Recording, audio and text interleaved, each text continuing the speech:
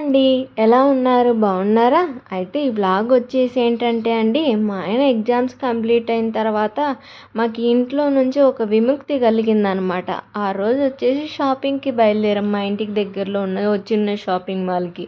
అక్కడికెళ్తే వీళ్ళు పెద్ద స్కెచ్చే వేశారండోయ్! ఎస్కలేటర్ పని చేయలేదా అని సరే అని లిఫ్ట్ దగ్గరకొస్తే లిఫ్ట్ దగ్గరేమో ఇవన్నీ పెట్టారనమాట.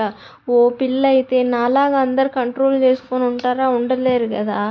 ఓ పాప అయితే ఏడుస్తుందనమాట. Daddy I want that, I want this అని చెప్పేసి. పాపం ఇంకా వాళ్ళు ఏం చేస్తారు, ఏదో ఇటు కొనించక తప్పదు.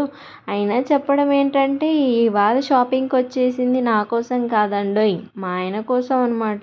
పాపం బిడ్డ 3 నెలలుగా తెగ కష్టపడిపోయాడు కదా, సరే కాంప్లిమెంటరీగా డ్రెస్సులు కొనిద్దామని చెప్పేసి వచ్చామన్నమాట. అయితే డబ్బులైతే మా ఆయనదే అనుకోండి, బట్ బిల్డప్ మాత్రం మనం ఇస్తుంటాం అనమాట. ఇంక ఇక్కడ సెలెక్షన్ జరుగుతుంది ఏవి బాగున్నాయా అని చెప్పేసి.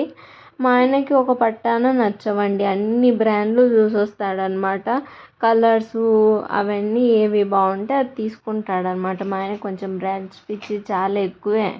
ఇంకా మీరు సరేలే నీది నువ్వు చూసుకుంటాండు అని చెప్పేసి వాళ్ళ డ్యూటీ మా చిన్నోడికి నాకు పడిందనమాట. వాడిని ఎత్తుకొని ఆడించుకుంటూ ఉన్నాను. మా ఆయన మా కోసం వెతుకుతున్నాడు ఎక్కడున్నామా అని చెప్పేసి. చూస్తున్నాడు మా ఆయన రియాక్షన్.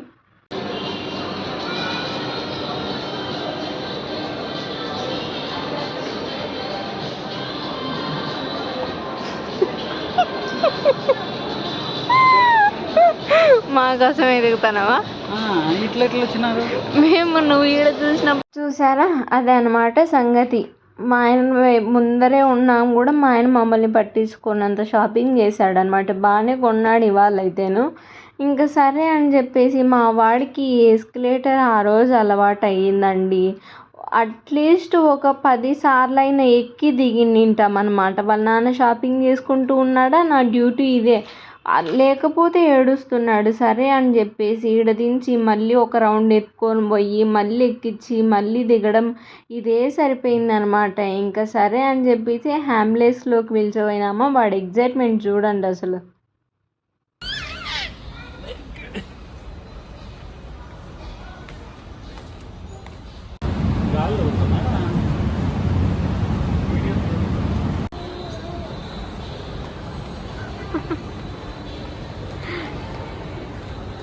ఇంకా అంతా తిరిగేసిన తర్వాత నాకైతే ఫుల్ ఆకలి వేసేస్తుంది. సరే ఏమైనా తిందామని చెప్పేసి ఫుడ్ కోర్ట్కి వెళ్తున్నాం అనమాట.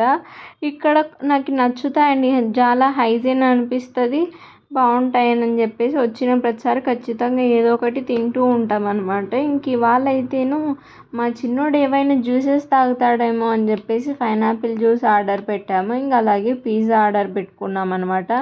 ఇక్కడ చూసారా, ముంబైలో చాలా రకాలు ఉంటాయండి, బట్ మేమైతే ఇంకా ఏవి అన్నీ ట్రై చేయలేదు. జస్ట్ కొన్ని మాత్రమే ట్రై చేసామన్నమాట. ఇంకా రానే వచ్చేసింది పిజ్జా కూడా. కూర్చొని మాట్లాడుకుంటుండగా మా వాడేమో ఆత్రంతో కాలేది పట్టేసుకుంటున్నాడు అనమాట వాడు.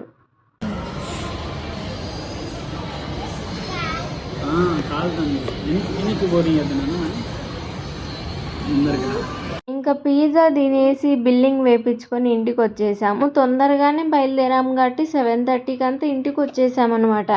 ఇంకా అక్కడ మా వాడు ఏం తినలేదు కదా, పిజ్జా అసలు తినలేదు. వాడి కోసం అని చెప్పేసి గోబీ మంచూరియా చేస్తున్నాను.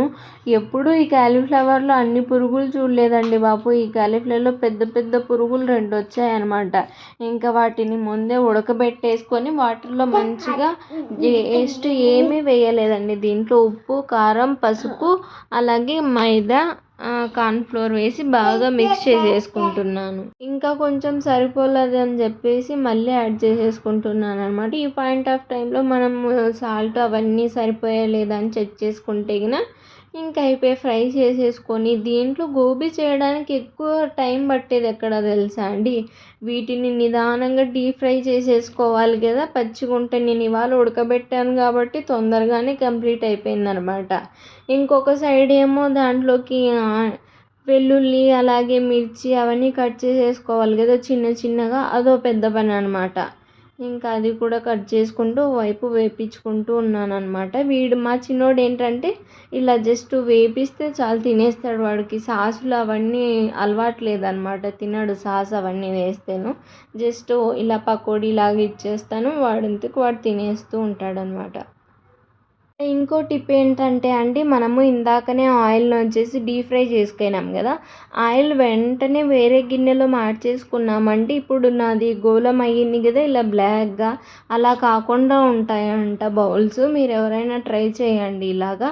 అలాగే ఆయిల్ ఎవాపరేట్ కాకుండా కూడా హెల్ప్ అవుతూ ఉంటుందంట. ఇంకా సాసేజ్ విషయానికొచ్చి ఇవాళ చాలా డిఫరెంట్‌గా ట్రై చేశానండి. చాలా బాగొచ్చింది.